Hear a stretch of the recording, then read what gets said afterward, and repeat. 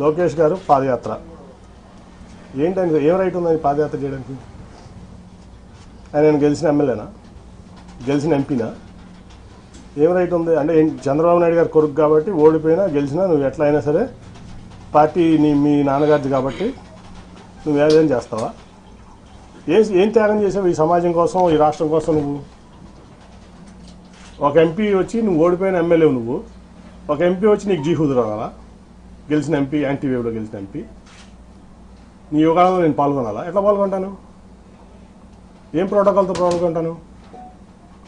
నువ్వు after all ఓడిపోయిన MLA నా ముందు. ఆఫ్టర్ ఆల్ పార్టీ రిసోర్సెస్ వాడుకున్నావు, పార్టీ ఇన్ఫ్రాస్ట్రక్చర్ వాడుకున్నావు, మీ నాన్నగారి పలుకుబడి వాడుకున్నావు, మీ తాతగారి పలుకుబడి వాడుకున్నావు, అన్నీ వాడుకుని నువ్వు ఓడిపోయావు. నువ్వు నాకు రూపాయి డబ్బు ఇవ్వలేదు, నువ్వేమివ్వలేదు, నేను గెలిచా రెండు సార్లు. నీ పార్టీని భుజాల మీద పెట్టి మోసా కృష్ణా జిల్లాలో 2013 నుంచి 14 ఎలక్షన్ అయ్యే వరకు నా ఆస్తులు అమ్ముకున్నా, వ్యాపారాలు మానుకున్నా. ఏం రైట్ ఉంది నీకు?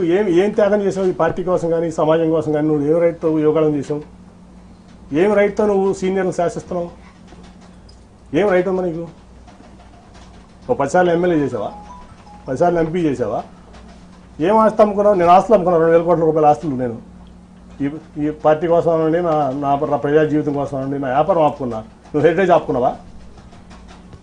మీ నాన్నగారు వచ్చిన నుంచి ఇప్పుడు వరకు మీ కుటుంబం ఆస్తి అమ్మిందా ఈ పార్టీ కోసం? ఏం త్యాగాలు చేశారని నువ్వు యువకడం చేస్తావు? మమ్మల్ని ఎట్లా ఉన్నామంటావు? ఏం రైట్ ఉంది నీకు?